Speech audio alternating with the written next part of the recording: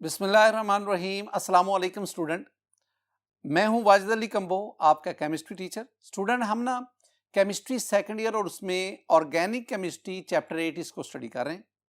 आज के इस लेक्चर में मैं आपको नॉमेनक्लेचर ऑफ ऑर्गेनिक कंपाउंड, जिसमें मैं कॉमन नेम्स और कुछ अयोपिक नेम्स उनको स्टडी करवाऊंगा, और बाद में एक हम बहुत इंपॉर्टेंट टॉपिक जो आने वाले लेक्चर्स में बहुत बुनियादी रीढ़ की हड्डी की हैसियत रखेगा, और वो है अल्काइल ग्रुप्स। तो आज के लेक्चर में हम इन दोनों चीजों को स्टडी करते हैं। तो आइए हम आगाज करते हैं पहले नॉमेनक्लेचर से। My dear student, nomenclature of organic compound से क्या मुराद है? इससे मेरा मतलब क्या है? नॉमेनक्लेचर से मेरा मुराद system of giving names to compound, यानी कंपाउंड्स को नाम देने का एक सिस्टम, उसे हम कहते हैं नॉमेनक्लेचर। ये मैं नॉमेनक्लेचर ऑफ कंपाउंड्स की बात कर रहा हूं। तो कंपाउंड्स को नाम देने का एक सिस्टम, एक निजाम, उसे हम कहते हैं नॉमेनक्लेचर। अब मैं आपको ना आज के इस लेक्चर में मैं आपको ना बुनियादी तौर पर दो चीजें समझाने जा रहा हूं। एक मैं आपको समझाने जा रहा हूं कॉमन और ट्रिवियल नेम्स, और दूसरा फिर मैं आपको अयोपिक नेम उनकी बात करूंगा।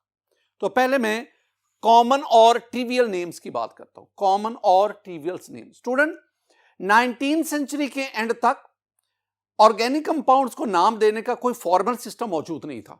हालांकि तब तक बहुत सारे ऑर्गेनिक कंपाउंड डिस्कवर हो चुके थे। At that time the organic compounds were named on the basis of their history, their method of preparation, the name of person working on them, और the sources of organic compound. मसलन हमारे पास एक compound है CH4। हम इसे अब ना methane कहते हैं, मीथेन। लेकिन माजी में ना स्टूडेंट, माजी में इसे मार्श गैस कहते थे, मार्श गैस। अच्छा, इसको मार्श गैस क्यों कहते थे? इसकी वजह यह थी कि it was obtained from marshy places.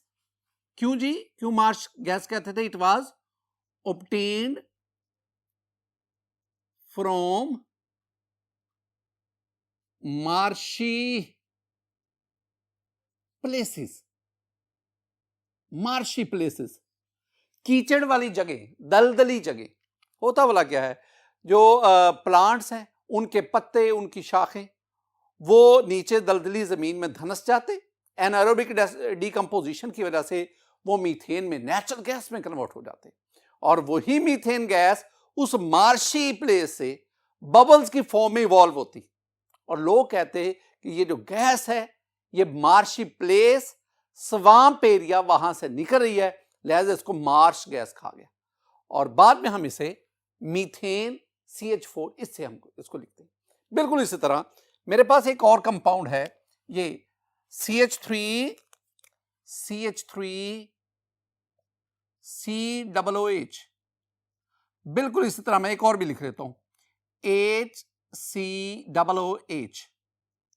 Student, ये दोनों जो हैं ये कार्बोक्सिलिक एसिड्स, चैप्टर 13 में जाकर हम इनको स्टडी करेंगे। ये जो मेरे पास है CH3COOH, इसको हम एसिटिक एसिड कहते हैं, एसिटिक एसिड। इसका जो अयोपिक नेम है वो एथेनोइक एसिड है, ये हम आगे चल के पढ़ेंगे। बहरहाल इसको एसिटिक एसिड कहते थे और अब कहते हैं भी। वजह, ये जो एसिटिक है, it is derive from Latin word एसिटम, and एसिटम mean vinegar, vinegar, सिरका, सिरका। ये जो एसिटिक एसिड है ये सिरके में मौजूद है, और सिरके में मौजूद होने की वजह से सिरके को हम लैटिन में कहते हैं एसिटम, इसको हमने एसिटिक एसिड का नाम दिया। बिल्कुल इसी तरह इसको हम कहते हैं formic acid, formic acid. The word formic acid is derived from Latin word formica, formica. It means ANTS, ants. ये मखसूस किस्म की आंट्स उनके स्टिंग में, डंग में पाया जाता है। तो ये फॉर्मिक एसिड इसको हम कहते हैं। जब हम चैप्टर 13 जाके पढ़ेंगे तो हम इसे मेथानोइक एसिड भी कहेंगे। तो अयोपिकली its name is methanoic acid, but its common और trivial name is formic acid. बिल्कुल इसी तरह एक और हम कंपाउंड स्टूडेंट पढ़ते हैं, वो है C2H5OH। हम इसे ना एथेनॉल कहते हैं। एथेनॉल माजी में इसे ग्रेन अल्कोहल कहते थे, grain alcohol. Why? Because it is obtained by the fermentation. It is obtained by the fermentation of grains की फर्मेंटेशन से इसको हासिल किया जाता है। तो माजी में इसे क्या कहते थे? Grain alcohol. अब इसे एथेनॉल भी कहते हैं, इथाइल अल्कोहल भी कहते हैं। बिल्कुल इसी तरह स्टूडेंट, एक ये मेरे पास कंपाउंड है बारबीट्यूरिक एसिड। अब जरा गौर से सुनिएगा, बारबीट्यूरिक एसिड, ये बारबीट्यूरिक एसिड है। अब इसको बारबीट्यूरिक एसिड क्यों कहा गया? That is very important. My dear student, this compound was first synthesized by a German chemist, Adolf Bayer, in December 4, 1864. तो फिर इसको बारबीट्यूरिक एसिड क्यों कहा गया? स्टूडेंट, ये जो December 4 है ना, 4 December, this one is the feast day of Saint Barbara. ये सेंट बारबरा का फीस्ट डे है, December 4। और इसी की मुनासबत से जो बायर था, उसने इसका नाम जो है वो बारबीट्यूरिक एसिड रखा। ये सारी बातें क्या बता रही हैं? ये सारी बातें हमें कन्विंस कर रही हैं कि माजी में ऑर्गेनिक कंपाउंड्स के नाम किसी फॉर्मल सिस्टम के तहत नहीं रखे जाते थे। माजी में ऑर्गेनिक कंपाउंड्स के नाम किस पे रखे जाते थे? उनकी हिस्ट्री की बेस पर, उनके मेथड ऑफ प्रेपरेशन की बेस पर, उस आदमी के नाम की बेस पर जिसने इन पे वर्किंग की, या सोर्सेज ऑफ ऑर्गेनिक कंपाउंड की बेस पर। माय डियर स्टूडेंट, ये जो ओल्ड नेम्स हैं, now they are called the common और ट्रिवियल नेम्स। अब एक बात ध्यान में रखना, these name have a certain charm but is never manageable. Charm है इनमें, लेकिन अगर आप लाखों करोड़ों ऑर्गेनिक कंपाउंड के इस तरह नाम दे ले तो वो मैनेज नहीं हो पाएगा। उसको याद रखना, फर्दर उसको लेके चलना, वो पॉसिबल ही नहीं है। लेकिन एक बात याद रखें कि ये जो कॉमन और ट्रिवियल नेम्स है ना, ये आज भी वाइडली यूज्ड होते हैं। केमिस्ट हैं, बायोकेमिस्ट हैं, इवन के कॉमर्स में भी इनको इस्तेमाल किया जाता है। बल्कि मैं तो ये एक सेंटेंस बोलूंगा, मैं कहूंगा कि many are even written into laws. Many are even written into laws, ये इनकी इंपॉर्टेंस है। लॉज में भी इन कॉमन नेम्स को इस्तेमाल किया जाता है। तो माय डियर स्टूडेंट, तो फिर मैं क्या कहूंगा? मैं कहूंगा for this reason it is still necessary to learn common names of some common compounds. जरूरी है कि इनको हम याद करें। और आगे जब मैं आपको ऑर्गेनिक केमिस्ट्री पढ़ाऊंगा तो मैं इन कॉमन, मैं ना एस्टिक एसिड, ये CH3COOH, इसको एथेनोइक एसिड कम बोलूंगा, मैं इसको एस्टिक एसिड ज्यादा बोलूंगा। लिहाजा आपने मेरे साथ साथ चलना है और कुछ कॉमन नेम्स इनको भी देखना। स्टूडेंट, कॉमन और ट्रिवियल नेम में दूसरी जो मैं आपके साथ डिस्कशन करूंगा वो अल्केन्स की। अल्केन्स, ये जो अल्केन है ना लफ्ज, ये दो हैं इसके हिस्से फिलहाल। This one is root word and what is this one is suffix. ये जो एन जहां भी आता है ना, जब एन बतौर सफिक्स आता है, it means there is carbon, single bond carbon. Root word alk, ये कहां से लिया जाए? स्टूडेंट, 4 या 4 से ज्यादा कार्बन रखने वाले जो अल्केन है, 4 या 4 से ज्यादा कार्बन रखने वाले अल्केन, उनका ये जो रूट वर्ड है, ये ग्रीक या लैटिन न्यूमरल्स वहां से लिया जाता है। मसलन आपके पास ये एक अल्केन है, मेरे पास है ये C5H12, ये एक अल्केन है। ये जनरल फार्मूला ना जो हम पीछे पढ़ के हैं, CnH2n+2, ये उसको फॉलो कर रहा है। तो इसमें कार्बन कितने हैं? 5। और 5 कार्बन के लिए आपके पास ग्रीक या लैटिन न्यूमरल्स में जो वर्ड आता है वो है पेंटा, पेंट। तो रूट वर्ड क्या बना? Paint.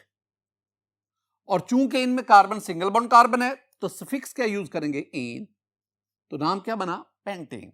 Similarly we have C6H14, 6 carbon के लिए जो हमारे पास न्यूमरल है वो क्या है, हेक्स, HEX, हेक्स।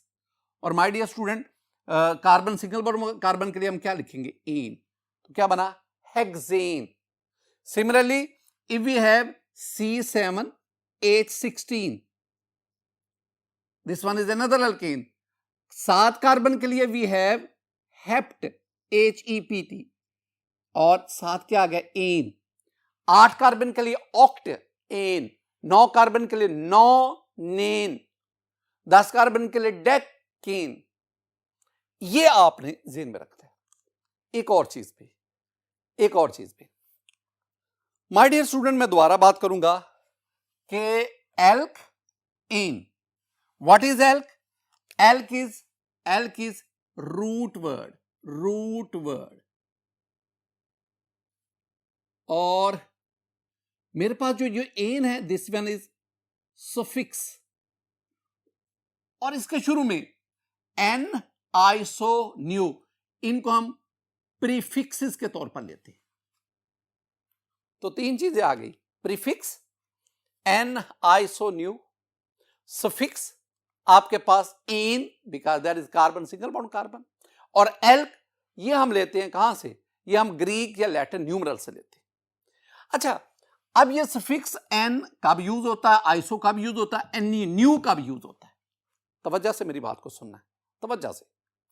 अगर किसी अल्केन में कार्बन एटम मिलकर स्ट्रेट चेन बनाए, ब्रांचिंग ना हो, यानी ये आपके पास क्या आ गया, ये आपके पास straight chain, I mean unbranched. जब अनब्रांच्ड हो आपके पास ये आ गया, this one is called n for normal.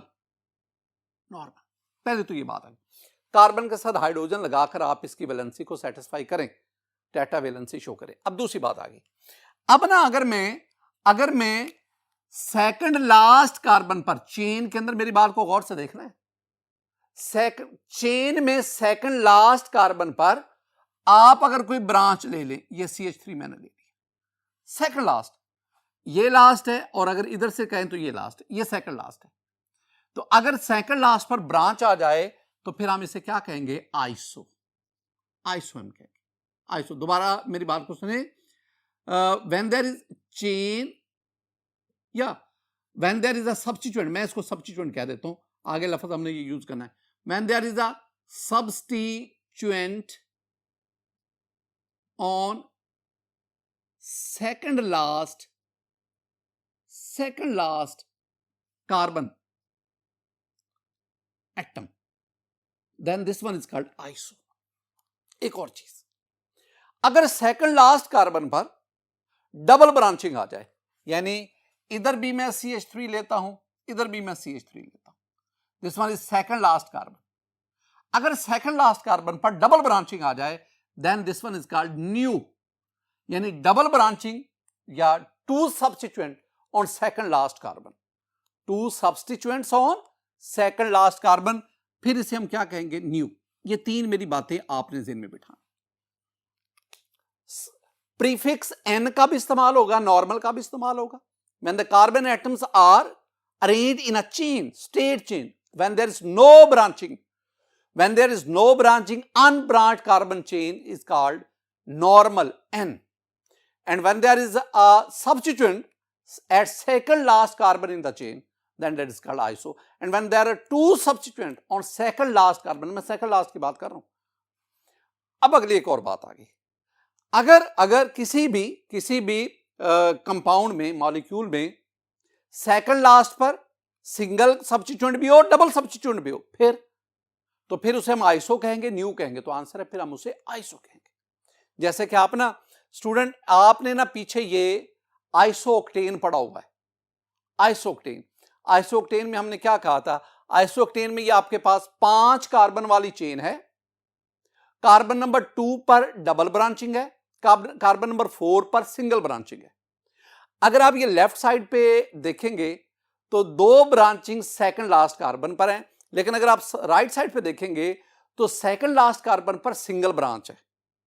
तो अब अगर आप उस सेकंड लास्ट कार्बन की सिंगल ब्रांच को, सिंगल सब्स्टिट्यूएंट को देखेंगे तो फिर तो ये आइसो है।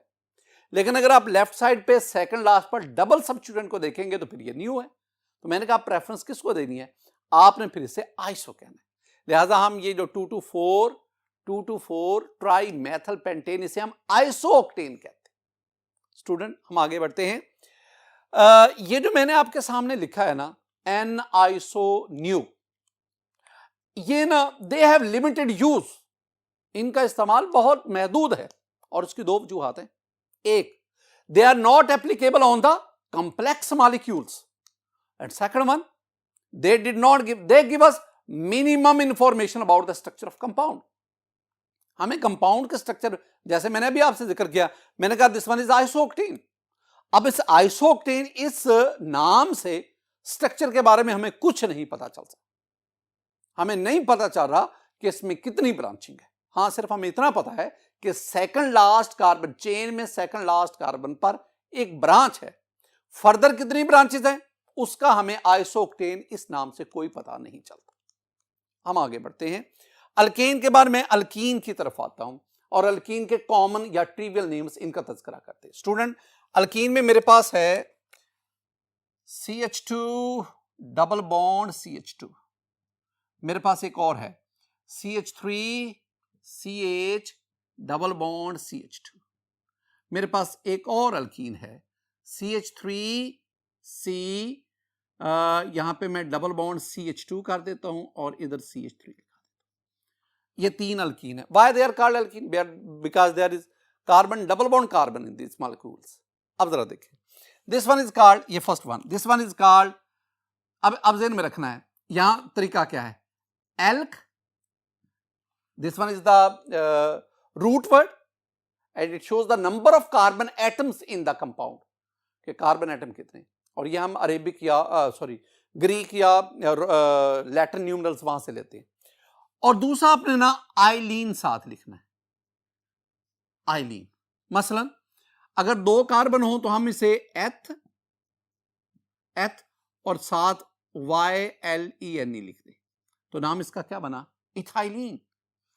आजकल हम इसे और नाम देते हैं।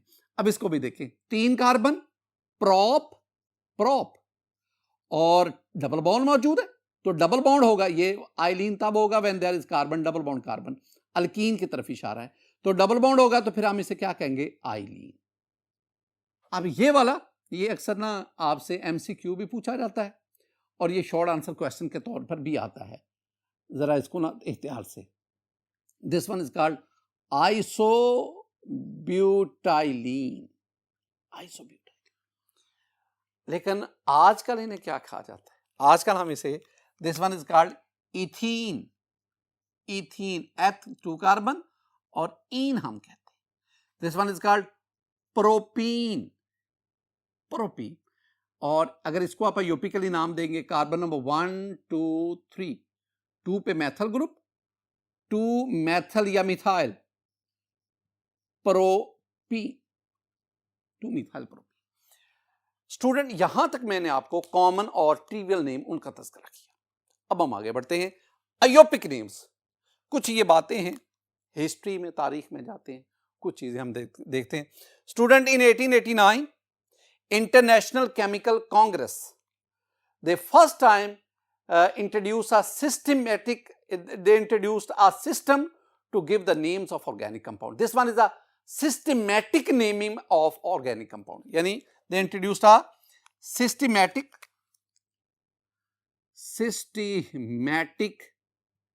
naming of organic compound.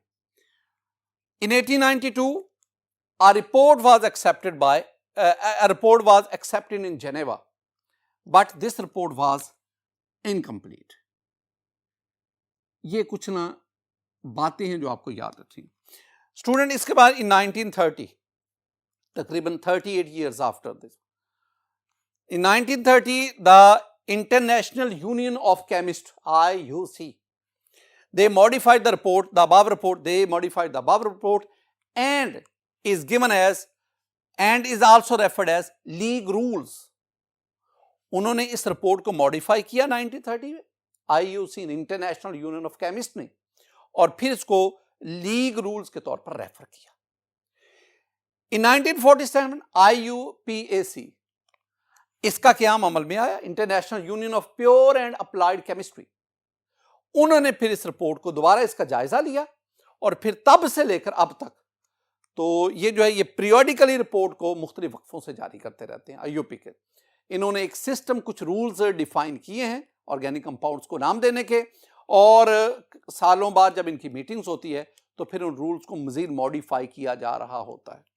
जो लास्ट रिपोर्ट IUPAC ने पब्लिश की है हमारी बुक के मुताबिक वो 1979 है, लेकिन जो सॉलमन की ऑर्गेनिक केमिस्ट्री है वो कहते हैं नहीं 1993 में आखिरी, लेकिन शायद इसके बाद भी कोई मीटिंग हुई हो जिसमें जो फ्रेश रूल्स हैं और IUPAC सिस्टम के वो इंट्रोड्यूस किए हुए। अब ये जो IUPAC नेम्स हैं ये किस बेसिक प्रिंसिपल के तौर पर दिए जाते हैं, जरा इसको देखें माय डियर स्टूडेंट। अब आप इसको देखेंगे कि principle of IUPAC system of nomenclature, ये भी कभी कभी पूछा जाता है कि नॉमेनक्लेचर जो है IUPAC सिस्टम, उसके तहत जो नॉमेनक्लेचर उसका बेसिक प्रिंसिपल क्या है। तो बेसिक प्रिंसिपल बड़ा सादा है, वो क्या कि each different compound should have different name.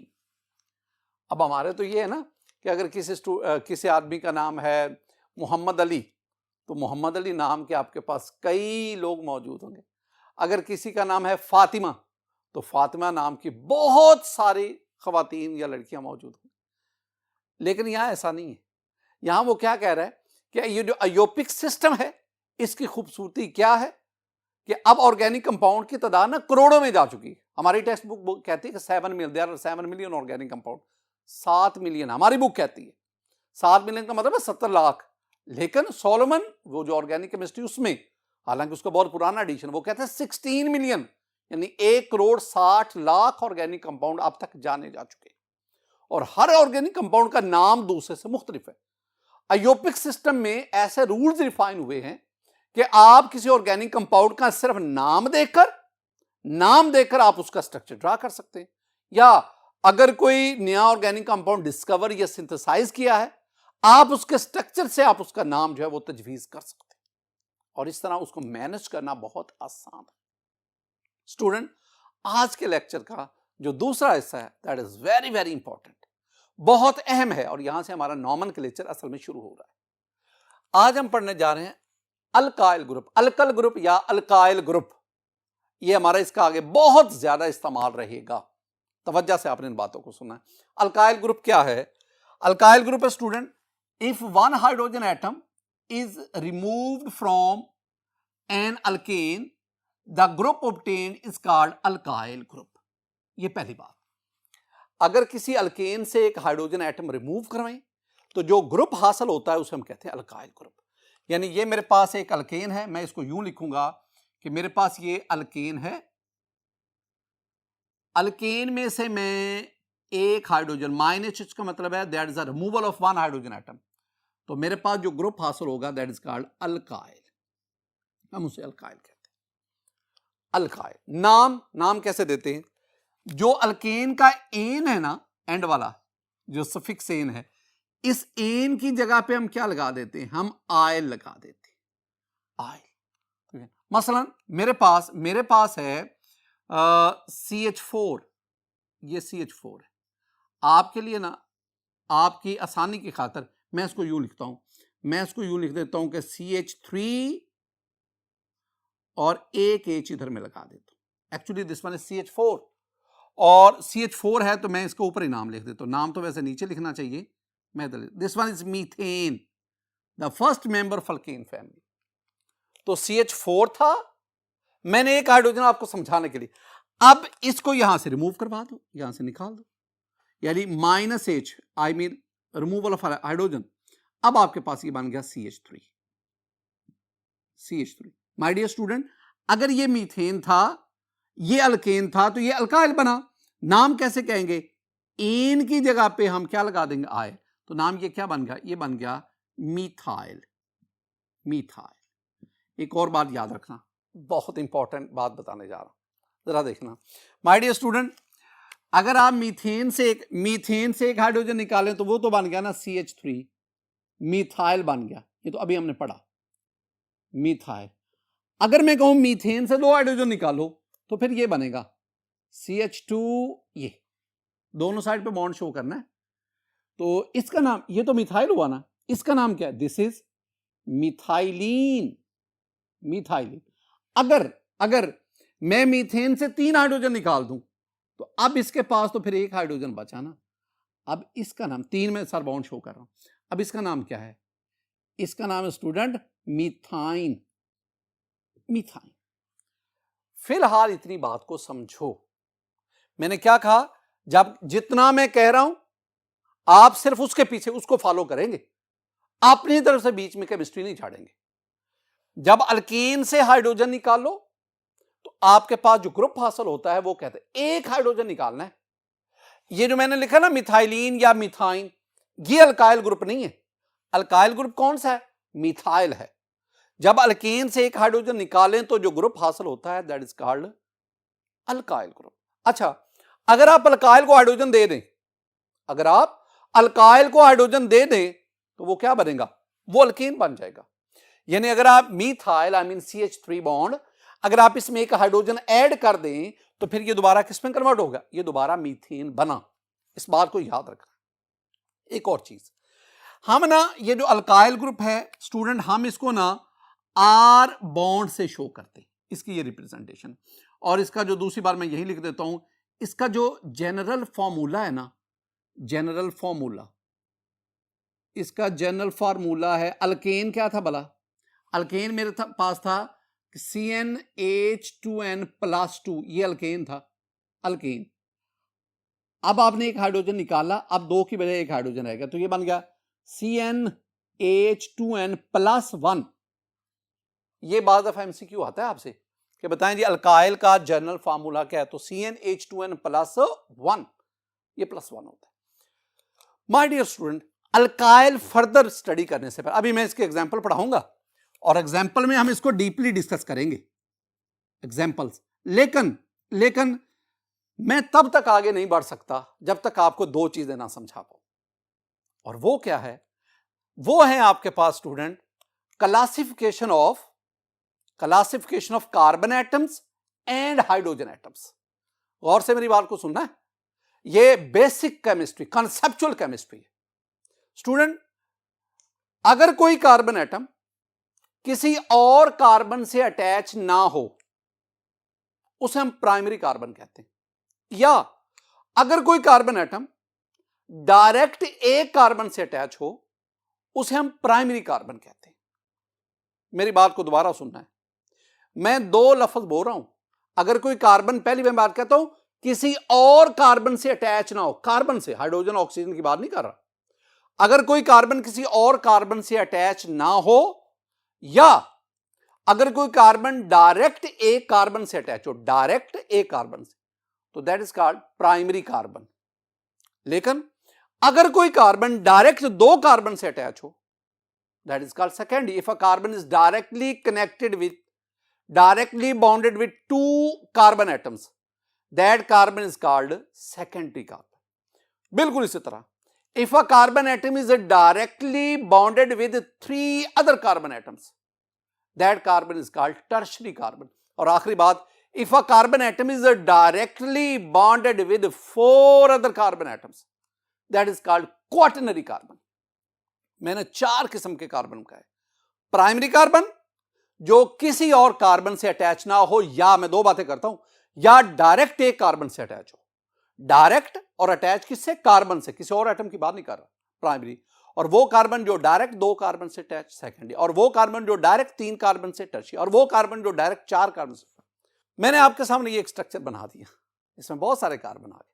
अब हम इसमें से चूज करते हैं प्राइमरी कौन है, सेकेंडरी कौन है, टर्शियरी कौन है, क्वाटरनरी कौन सा। देखें ये वाले जो कार्बन है ना जिनको मैंने हाईलाइट किया है, माय डियर स्टूडेंट, ये तमाम कार्बन डायरेक्टली एक कार्बन से अटैच है, डायरेक्टली एक से, एक एक से अटैच है। इनडायरेक्टली तो ये सबसे ही अटैच है, मैं इनडायरेक्टली की तो बात ही नहीं कर रहा। तो अगर आप इस कार्बन को देखें डायरेक्टली इसके साथ अटैच है, ये डायरेक्टली, इसका मतलब है all this carbon are primary carbon. Look at this carbon, this carbon is directly connected with 2 carbon, so this one is secondary carbon. s not या 2 नॉट से इसको रिप्रेजेंट कर सकते हैं। look at this carbon is directly connected with 3 carbons, so this one is tertiary carbon, and this carbon is directly connected with 4 carbons, so this one is quaternary carbon.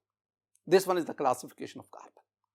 एक और बात, अब ना आप इन पे हाइड्रोजन लगा दें। कार्बन की वैलेंसी आपको पता है टेट्रावेलेंट है, तो कार्बन की टेट्रावेलेंसी उसको पूरा करने के लिए अब बाकी मानदा हाइड्रोजन लगाते थे। अब ये जो हाइड्रोजन लगे हैं ना, मैं इसके सिर्फ इसका जिक्र करूंगा। ये प्राइमरी कार्बन, इस पे 3 हाइड्रोजन हैं। These hydrogen are also called the primary hydrogen, यानी a hydrogen bonded with primary carbon is called primary hydrogen.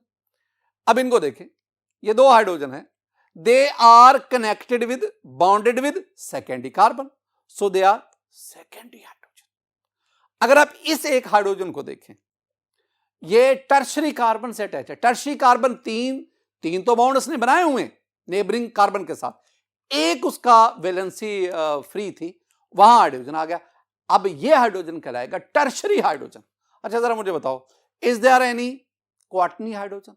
Answer है नो, क्योंकि क्वाटर्नी कार्बन ऑलरेडी टेट्रावेलेंट होता है, उसकी वैलेंसी सेटिस्फाई होती है। तो ये मैंने आपको समझाया classification of carbon and classification of hydrogen. अब आगे बढ़े माय डियर स्टूडेंट, मैं ना अल्काइल ग्रुप पे दोबारा आता हूं और मैं अल्काइल ग्रुप के आपको एग्जांपल समझा रहा हूं। अल्काइल ग्रुप के एग्जांपल में पहले तो डिस्कस हो गई ना, मीथेन से क्या बना? मीथाइल। इसी तरह आप इथेन ले लें, ethane, this one is ethane student, this one is ethane, CH3, CH3, this one is ethane.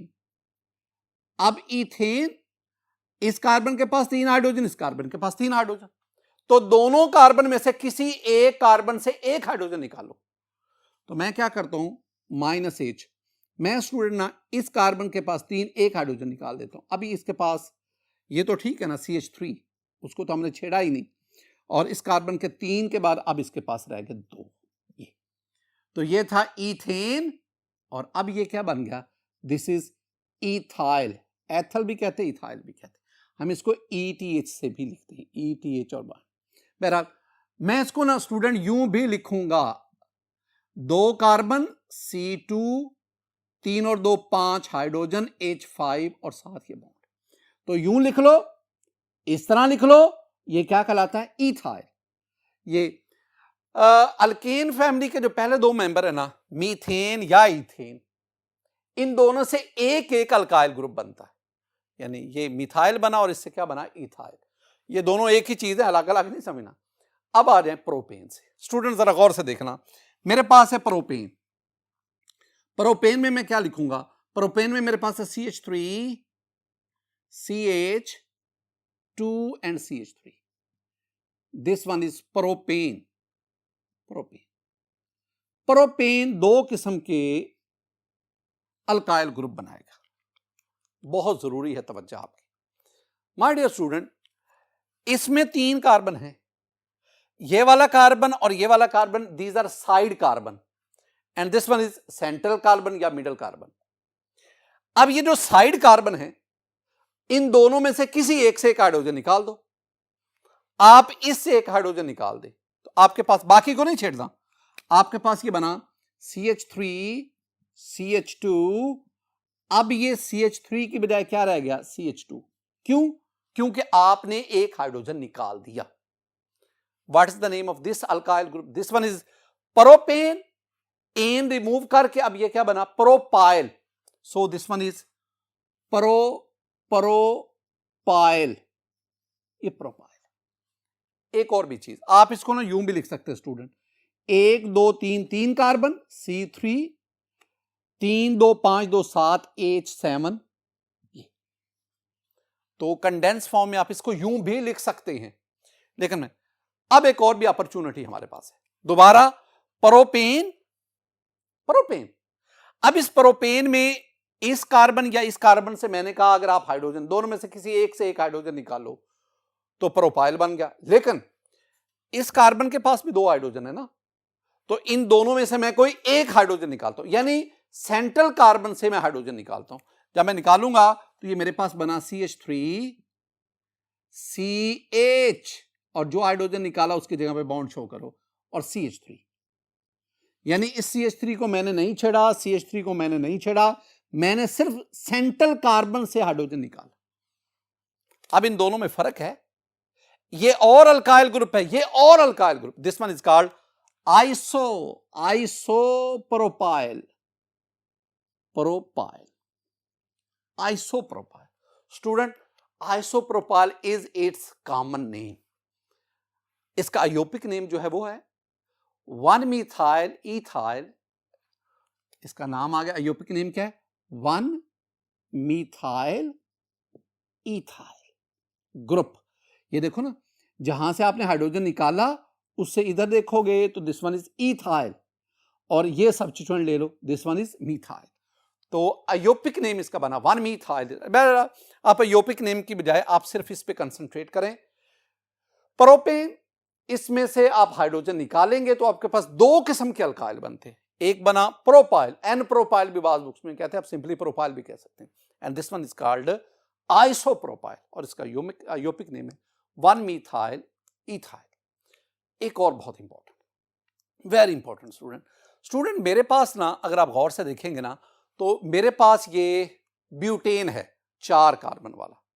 पहले मैं ब्यूटेन को स्ट्रेट चेन यानी अनब्रांच फॉर्म में लेता हूं, ये मेरे पास CH3 CH2 CH2 CH3, ये मेरे पास एन ब्यूटेन आ गया। अब यहां ना दो चीजें हैं, ये जो साइड वाले दोनों कार्बन हैं जिनके पास 3-3 हाइड्रोजन है, आप इन दोनों में से किसी एक से एक हाइड्रोजन रिमूव करवाएं। जब रिमूव करवाएंगे तो ये आपके पास एल्काइल ग्रुप बनेगा, this is called butyl group, butyl, n butyl भी कह सकते हो, लेकिन हम ब्यूटाइल से कहें। दूसरी एक और भी चीज है, आपके पास सेंटर में 2 कार्बन हैं और दोनों कार्बन के पास 2-2 हाइड्रोजन हैं, तो आप इन दोनों में से किसी एक से एक हाइड्रोजन निकाल दें, किसी एक से। तो अगर आप निकालेंगे तो आपके पास ये बनेगा student, this one is called secondary butyl, याद रखना है, this one is called secondary butyl. इसका एक और भी नाम है, क्या बोला, it is called 2-methyl propyl, 2-methyl propyl. इसका मतलब हुआ जो अनब्रांच्ड ब्यूटेन है, आई मीन एन ब्यूटेन है, उसके आपके पास 2 अल्काइल ग्रुप आते हैं। अगर एंड वाले कार्बन से हाइड्रोजन निकालें तो एन ब्यूटाइल या सिंपली ब्यूटाइल, और अगर आप सेंटर वाले कार्बन में से किसी एक कार्बन से हाइड्रोजन निकालें then you have the secondary butyl, isobutyl नहीं कहना, सेकेंडरी ब्यूटाइल, और मैंने साथ उसका आयोपिक नेम भी लिख दिया। अब आओ, अब आप ब्रांच ब्यूटेन की तरफ जाओ, आई मीन आइसोब्यूटेन पे आओ, आइसोब्यूटेन, ये आइसोब्यूटेन आया। अब यहां भी स्टूडेंट आपके पास 2 अपॉर्चुनिटी है। अगर आप लास्ट वाले जो कार्बन हैं, यहां 3 लास्ट वाले कार्बन CH3 CH3 CH3, ये जो तीनों कार्बन हैं, तीनों के पास 3-3 हाइड्रोजन है, आप इन तीनों में से किसी एक कार्बन से एक हाइड्रोजन निकालना है, एक हाइड्रोजन निकालना है अल्काइल बनाने के लिए। तो स्टूडेंट, अगर आप ये हाइड्रोजन निकालेंगे आपके पास क्या बनेगा, ये अल्काइल ग्रुप बना। The name of this alkyl group is isobutyl group, common name is isobutyl group, ऊपर वाला था सेकेंड, अब ये आइसोब्यूटाइल ग्रुप।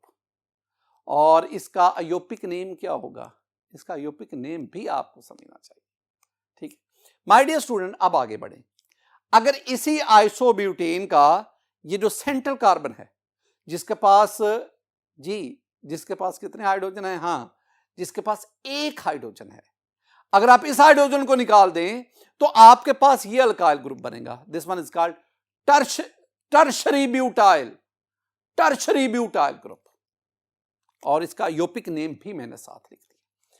मैं दोबारा इन बातों को समराइज कर रहा हूं। हमने ब्यूटेन इसको 2 तरह से डील किया, एक मैंने स्ट्रेट चेन यानी अनब्रांड ब्यूटेन की बात की, और एक मैंने आइसोब्यूटेन की बात की।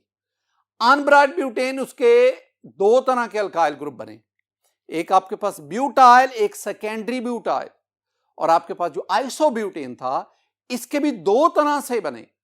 कौन सा अल्काइल ग्रुप बना यह डिपेंड करता है कि आपने हाइड्रोजन कौन सा रिमूव करवाया। अगर साइड वाले कार्बन से हाइड्रोजन निकालेंगे तो आपके पास ये आइसोब्यूटाइल बना। अगर सेंट्रल कार्बन से हाइड्रोजन निकालेंगे then you have the tertiary butyl. My dear student, एक बार और भी ध्यान में रखना, ये जो कॉमन नेम्स हमने अल्काइल ग्रुप के, ये जो कॉमन नेम्स लिखे, I mean secondary butyl, tertiary butyl, isobutyl, they are approved by IUPAC for substituent nomenclature. ये, और हम इनको यही नाम नॉमेनक्लेचर में आगे चलकर इस्तेमाल करेंगे। ये मैंने सारी जो बातें की ना, ये अल्काइल ग्रुप के बारे में। अल्काइल ग्रुप कहां से आया? अल्काइल ग्रुप आया अल्केन से हाइड्रोजन रिमूव करके। अल्कीन के बाद भी एक हमारे पास क्लास ऑफ अल्कीन। अगर अल्कीन से हाइड्रोजन रिमूव करवाएं, फिर student, if we remove one hydrogen atom from alkene, the group obtained is called alkenyl. Alkenyl group. मैं सिर्फ दो एग्जांपल, आप जरा नहीं, चूंकि ये हमारे सिलेबस का हिस्सा नहीं है, सिर्फ आगे चूंकि इसका इस्तेमाल है तो मैं इसलिए, मेरे पास ना ये ईथीन है, ethene, C double bond C, और दोनों कार्बन के साथ दो दो हाइड्रोजन, एक हाइड्रोजन निकाल दो तो ये मेरे पास बना CH2 double bond CH, bond भी आगे शो करो। इसका नाम वैसे टेक्निकली इसका नाम बना इथिनाइल, लेकिन मैं इसे क्या कहूंगा?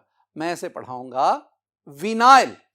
याद रखना, ये अल्फाज हमने बड़ा, विनाइल अल्कोहल, विनाइल क्लोराइड, ये अल्फाज बहुत ज्यादा इस्तेमाल करना है। तो जब मैं कहूंगा विनाइल क्या है, तो आप कहेंगे CH2 double bond CH bond. कैसे बना? when we remove one hydrogen atom from ethene, the group obtained is called vinyl। अच्छा, अगर इथीन के बजाय प्रोपीन हो और प्रोपीन से एक हाइड्रोजन निकालें तो फिर टेक्निकली नाम बना propenyl, but it is commonly known as allyl. हम इसे एलाइल कहते हैं। आपने इनको भी ज़हन में रखना है। माय डियर स्टूडेंट, आज के इस लेक्चर में हमने नॉमेनक्लेचर, जिसमें हमने कॉमन और ट्रिवियल नेम को पढ़ा, फिर अयोपिक नेम्स को स्टडी किया, और बाद में एक बहुत बहुत इंपॉर्टेंट टॉपिक जो आगे चलकर हमारी बहुत मदद करेगा, वो था अल्काइल ग्रुप। मेरी दुआ है कि अल्लाह ताला आपको इन तमाम चीज़ों को समझने की तौफीक दे। अल्लाह ताला आपको नेक और एक बनाए। अल्लाह ताला आपको बड़ों का एहतराम और छोटों से शफ़क़त से पेश आने की तौफीक दे। अस्सलामु अलैकुम रहमतुल्लाह।